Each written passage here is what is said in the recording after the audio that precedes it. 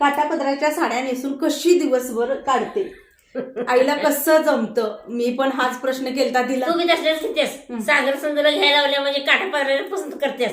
तूच पसंत करतेस. मी काय करू मग? नेसायलाच पाहिजे तेवढ्या. नॉर्मल साड्या किती आहेत तुझ्याकडे? अगं त्या नॉर्मल साड्या आहे त्या, पण ते आपल्या तिथं दररोज आपलं राहणार माळा तिकडे नेसते. म्हणजे काटापदराला जाणते. गावाला इकडे आले की तुला आपलं काठपदर बरं वाटतं. इथे काय काम नसते, धंदा नसते, निवांत बसून इकडे त्या घरात ह्या घरात असते. मग मी काय करायचं, ठेवून रोज एक निसून आपलं फाडायची हवसपूर करायची. काय ढेवर तो जवळजवळ 30 साड्या आहेत सगळ्या तुझ्याच काटापदराच्या. सागरला घेतल्या काटापदरा पसंत करतेच. संदीपला घ्यायला तूच पसंत. आता बिन काटापदराचे जर मला बिन काटापदराचे घेत जातात. बघा घरात आहे ना थप्पी लागले बिन काटापदराची. म्हणता दिसते मग काय करते, नवीन आलं ना आता तुम्ही बघत असाल ती मुनिया पैठणी नवीन दिले, धुवून धुवून धुवून वापरून वापरून तिचं फाडून टाकली ती साडी. तिने 1 महिना 2 महिने फक्त झाले. सागरच्या जेसीपीचं कधी झालं बघा ते 2 महिन्यात ती फाडली तिनं पूर्ण. ते वाट लावली सगळं हे करून. तिला नवीन काय घेतलं ना ती धुमसते. ती लाल साडी जी मला आलती प्रमोशनला मी ती दिलेली होती, ती साडी आता नेसतच नाही. ती कुठे आहे? बघितलं. आता काय करायचं आम्ही सांगा. जे तिला आवडेल ना ते नेसायचं आणि फाडून टाकायचं, एवढंच तिच्या डोक्यात असतं. काय नाही एवढ्या महिन्यात सारखं येताय घेताय, इकडे तिकडे येते त्याच्या तुम्ही घेताय. सागर घेते, संदू तुझ्या पावडर लावाय गेल्या, वल्ल तोंड धुतलेलं आणि त्यात पावडर लावाय गेलं, ते पावडर सगळी चिटकून बसले. पुसता पुसायला लागले तर निघेना पावडर आईची, तोंडाची पावडरच निघेना. मी काय करू पण ओल्यामध्ये कधी पावडर लावायची नाही काय, ते सगळं अजून चिटकून बसते तोंडाला. काल कमेंटचा गोंधळ आईनं पण सगळा वाचला, म्हणजे मी वाचून दाखवलं आईला. आईनं सगळं ऐकलं. आई थोडस त्या ह्याच्यावर बोलील काय. त्या कमेंट एवढ्या कमेंट वादावाद होते ना, इकडून एक कमेंट तिकडून एक कमेंट. पुन्हा आपल्या अजून भरपूर साऱ्या ताई त्यात येत होत्या, कमेंट करत होत्या. तर कमेंट ज्या होत्या त्या होत्या की रसिका माहेरी राहते. त्या गोष्टीवर त्या एका ताईने त्यांचं मत जे आहे ते मांडलेलं होतं. रसिका तर व्हिडिओ बघते, रसिकाने व्हिडिओ बघितला, रसिकाने त्याच्या खाली रिप्लाय काय. त्या ताईने पण 2-3 कमेंट केल्या, रसिकाने पण 2-3 कमेंटमध्ये त्यांना उत्तर दिली. त्यांचं सुरू होतंय तोपर्यंतच आपल्यातल्या काही ताई त्यामध्ये तो सगळा गोंधळ चालू होता ना. आम्हाला काय आवरून बाहेर जायचं होतं, आमचा व्हिडिओ टाकला तसं मी कामाला लागले. आणि बघत्यानंतर 1 तास 1.5 तासानंतर मी मोबाईल हातात घेतला, बघते तर आज सगळा गोंधळच आहे कमेंटमध्ये. एवढा गोंधळ होता. मी सर्व त्या कमेंट डिलीट मारल्या, कारण कसं असतं की काही गोष्टी वादावाद होण्यापेक्षा आपलं ते डिलीट मारलेलं योग्य आहे. तर आता आई त्या गोष्टीवर तू बोल, तुझं मत तू मांड, म्हणजे सगळ्यांना उत्तर पण मिळेल. पुन्हा त्या विषयावर कमेंट पण येणार नाहीयेत. माझं उत्तर काय, त्या बायकाचं बरोबर आहे, रसिकाच बी बरोबर आहे, माझं बी बरोबरच आहे. कोणच चुकीचं नाही. तिचं उत्तर बघा. त्यांनी पण आता त्यांना दिसलं तर बोलल्या त्यांचं काय चुकीचं नाही. रसिकाच बी बरोबर आहे, त्याचं काय चुकीचं नाही. हार्दिक शाळेला असते त्यामुळे तिकडे ती राहत्या. आमचं आम्ही जर काय माहेर जाताय जावा, घालवायचंला जायचं, न्यायला या म्हणलं आणायला जायचं. हे तर राहतो म्हणली राहा. आई दादा मला न्यायला या म्हणले, आम्ही दोघांपैकी कोण आणायला जातो जतमध्ये, आणि जतमध्ये सोडायला चला म्हणलं सोडायला जाते. माझं मी नेहमीचं जेवणाची सोय करून येते, त्यामुळं काय टेन्शन नाही. आपण काय कोणाला आता म्हणजे असं सुनाय त्या हिला काय तर ह्याला असं प्रेशर मध्ये ठेवत नाही. तुमच्या मनाचं राज्य, आमच्या मनाचं आम्ही राज्य करतो. होय की, ज्याच्या त्याच्या मनाचं ज्याचं त्यानं राज्य करायचं, रामाचं राज्य लुटायचं. आपण काय माझ्या सुनांना उगीच त्रास द्यायचा, हे तर हवा, हेच का जेवण घाला, ते करा, हे करा, मी देवाला जायची, मी लिकडे जायची, मी लेकाकडे जायची, तसं नाही. माझं मी दादाची जेवणाची सोय करून ठेवते. ताईंचं तर काय चुकीचं आहे, माझ्या लेकींचं तर माझ्या लेकींना दिसतंय, लेकी माझ्या बोलते पोरग शाळेला आहे, ती राहत्या थोडं असे जर राहणार माळात खेळताय, जरा अडचण आहे, घराभोवती सगळं दाटण आहे, एकटंच इकडं तिकडं मागं येते ग. ते बिबटं कोलं ह्यावं तेव्हा मला भीती वाटते ग. मी इकडं आले नाही, ते त्यांच्या जेवणाची सोय केली, मी बिनधास्त असते. घरात पोरग रशिका एकटी सोडून माझा जीव इथं राहत नाही. मग ते लई टेन्शन येते. त्यांनी तिकडे निवांत असते द्या, यांच्या जेवणाची सोय करते, त्यामुळे काय टेन्शन येते. हिचं जसं विचार आहे तसं माझं विचार आहे. दुसऱ्याचं सासर दुसऱ्याची. काल मी कमेंट पिन केली बघा, खूप साऱ्या जणांनी त्याला लाईक केलं. आपण पण विचारत कोणाच्या फाटक्यात पाय घालायचं पण नाही, धडक्यात पण पाय घालायचं नाही. म्हणजे फाटक्यात पाय घालणं म्हणजे काय म्हणतात, एखाद्याचं भांडणं लागलंय आणि स्वतःहून त्यात उडी घ्यायचे आणि ते त्याच्यात आपण काय बोलायला जायचंय, गुटकुळ्या खायच्या नाहीत. त्यांचं लागलंय ते जेव्हा म्हणतील आमचं लागलंय या तुमची गरज आहे तेव्हाच जायचं. ते जोपर्यंत बोलवत नाही तोपर्यंत आपण काही बोलायचं नाही. मग ते माझं पहिल्यापासून एक आहे, मी माझी पोरं माझा नवरा यांना मी बोलणार बरोबर, तर तिथं माझा हक्क येतो. पण जेव्हा इकडचा म्हणजे माहेरकडचा विषय येतोय तर आईला माहित आहे सासू सुनाचं जरी काय झालं आई मला सांगणार, शेवटी मी लेक आहे, ती सगळ्या गोष्टी मला सांगणारच. मला ज्या वेळेला सांगते ना त्यावेळेला मी यांच्या कुठल्याही भानगडीत भाग घेत नाही. कारण का सांगते, ह्या सासू सुना भांडतील 4-8 दिवसांनी ह्याच पुन्हा एक होतात आणि आपण जे असतो ना मधी लेकीनं म्हणजे लेकी जे असतात त्या मध्ये तोंड घालतात. माझ्या आईला असं, माझ्या पप्पाला तसं असं म्हणून बोलायला जातात आणि पुन्हा काय होतं ती एक होतात आणि नजरत कोण राहतं, नणंद नजरत राहते. म्हणून शाणा असणाऱ्यांना एक ताकीद देते की छोट्या मोठ्या गोष्टी त्यांच्या काहीही असू दे त्यात आपण भानगडीत पडायचं नाही. त्यामुळे आपण यांच्या कुठल्याही भानगडीत पडत नाही ना. मला काहीही सांगू दे, काहीही असू दे, आता मन मोकळं ती माझ्याजवळच करणार. तिला कधी काय वाटलं ती मला बोलते, आपण कोणालाही न बोलणं. म्हणून काल मी कमेंटमध्ये सांगितलेलं की ज्याचं सासर, ज्यांचे त्यांचे सासू सासरे, ज्यांचं त्यांचं माहेर सासर आणि ज्यांची भांडणं पण त्यांचीच, प्रेम पण त्यांचं, सगळंच त्यांचं, आपण कुठेही बिनकामाचं कडू व्हायचं नाही. माझं भाऊजांचं कधी तुम्ही पण नाही ना आतापर्यंत. मला तर कुणीच तोंड मला तर या दोघींनी कधी तोंडाला तोंड दिलंय हा प्रश्नच कधी आलेला नाही, कधीच नाही.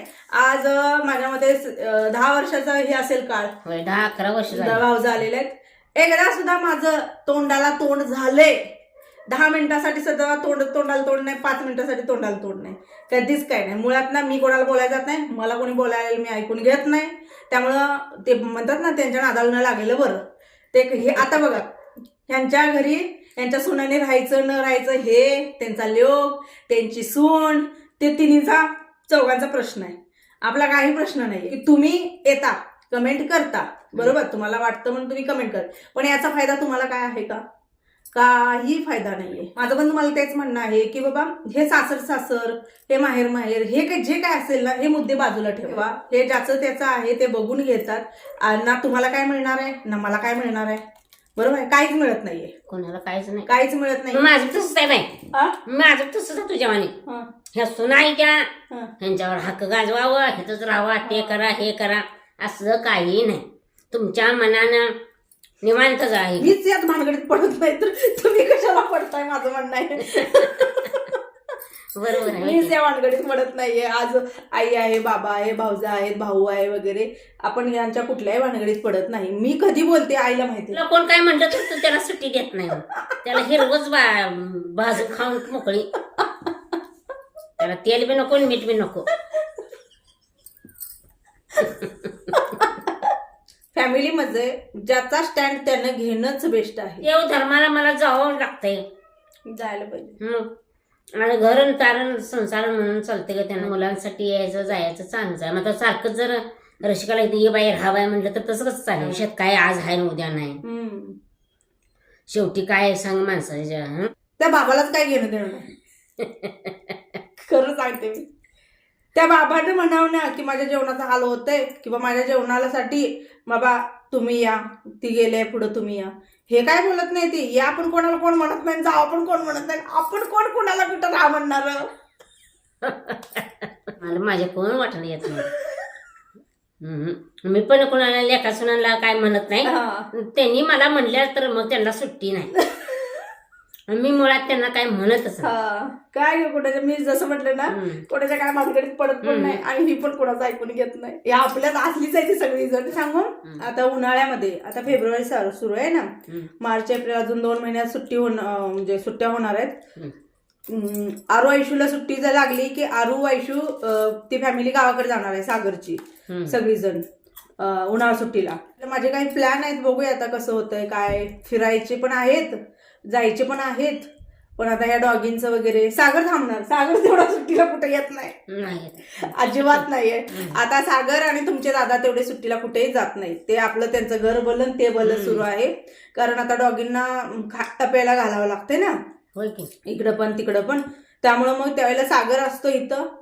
मग बघूया, आमचा असाच प्लॅन आहे की बाबा 1-4 दिवस कुठं तर सुट्टी काढायची. मग त्यावेळेला मी सागरची फॅमिली तिकडे गेली की मी आईला इकडे घेऊन येणार आहे. म्हणजे का, त्या दोघे असतात 2 महिने त्यांचं चाललेलं असतं. त्याच्यानंतर पुन्हा काय ते संदीप येणार आहे मे महिन्यात येणार आहे, जत्रा यात्रा आहे. मग त्यावेळेला आम्ही सगळे जाणार. असा सगळा आता प्लॅन आहे पुढचा, की सगळीजण जाणार येणार. आणि मी पण ना आर्यनला जशी सुट्टी लागली तसं मला मुंबईला पहिला जाऊन यायचंय.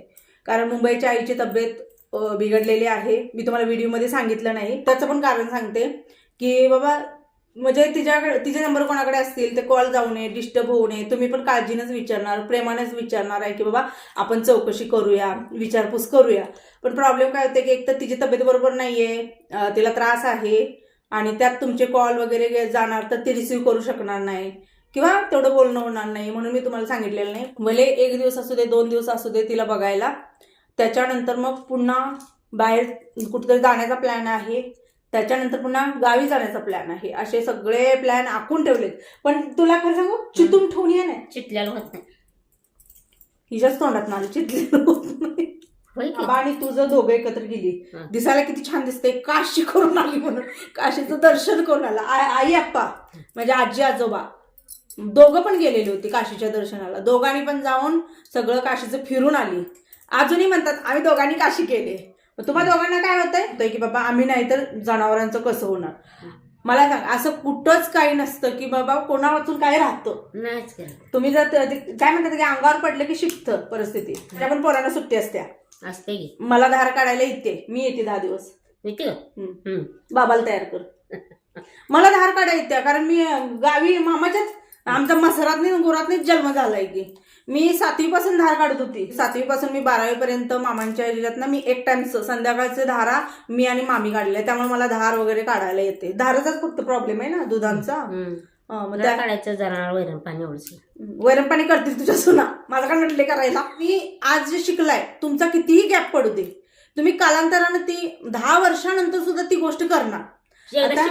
धार काढायचं मी 18 म्हणजे माझं लग्न 19 लागलं, 1 महिना 19 लागून सुरू झालं तर तेव्हा लग्न झाले माझं. मी आजपर्यंत धार काढायला बसलेली नाहीये, बरोबर नाही. आजपर्यंत जवळजवळ 16-17 वर्ष झाली मी धार काढायला बसले नाही. पण तू आज मला धार काढायला मी धार काढू शकते. अगं माशाला एकदा पवा शिकलेला मासा असतो ना, त्याला पवा येतच. म्हणजे सांगणं एवढंच आहे की आता जरी तुम्ही मला कुठेही पाठवा धारा काढायला मी काढू शकते. बाबांना तयार कर, धार काढायला मी येते 10 दिवसासाठी. तुझ्या सुना शेण काढतील, कारण शेण काढायला काही शिकावं लागत नाही. ते तुझ्या सुनांच्या मशी काय येतात, काय माझ्या नाही येत. मी फक्त धार काढायला येईन. बाबांना तयार कर.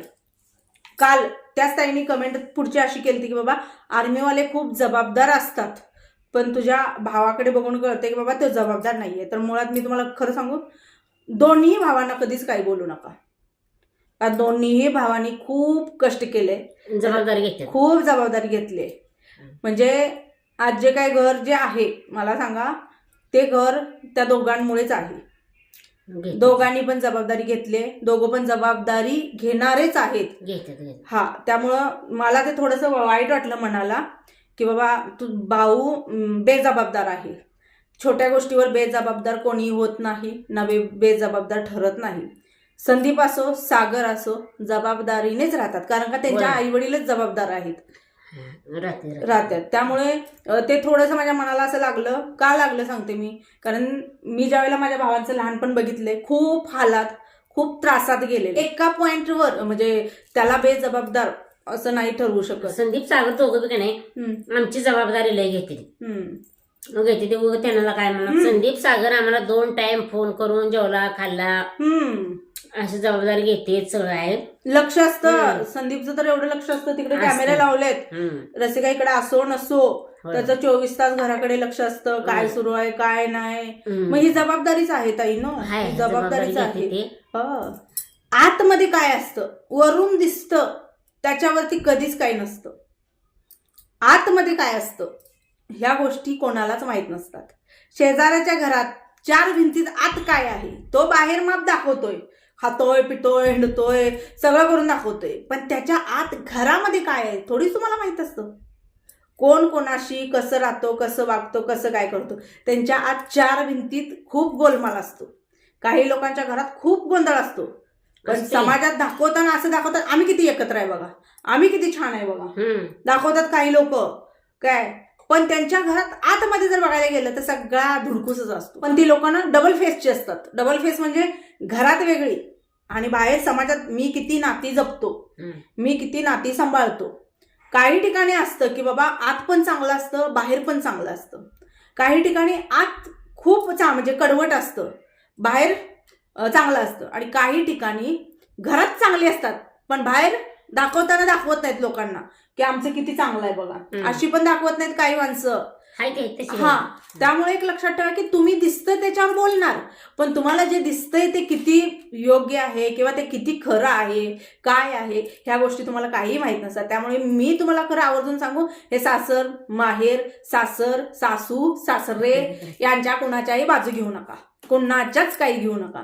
कारण आपल्याला रियालिटी काय असते माहित नसते.